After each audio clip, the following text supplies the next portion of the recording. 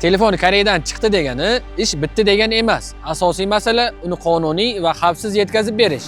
Koreyadan O'zbekistonga telefon olib kelishdagi eng muhim narsalardan biri xavfsizlik hisoblanadi. Chunki bu oddiy yuk emas. Har bir telefonni egasi bor, qiymati bor va kutayotgan mijoz bor. Veltrixda xavfsizlik birinchi navbatda qabul qilish bosqichidan boshlanadi. Telefonlar kelganda ularning modeli, soni, qutisi va holati tekshiriladi. Keyin tartibli ajratiladi.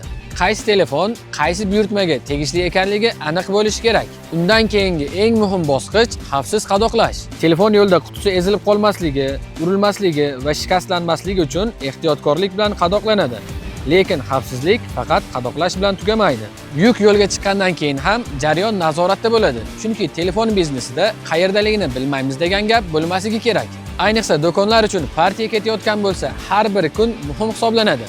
Mahsulot vaqtida va sog'-salomat yetib kelmasa, sotuv ham to'xtab qoladi. Veltrixda asosiy e'tibor telefonlarni qabul qilish, xavfsiz qadoqlash, jarayonni nazorat qilish va egasiga ishonchli yetkazib berishga qaratilgan. Agar sizga ham Koreyadan telefonlarni xavfsiz va tartibli ravishda olib kelish muhim bo'lsa, Veltrixga murojaat qiling.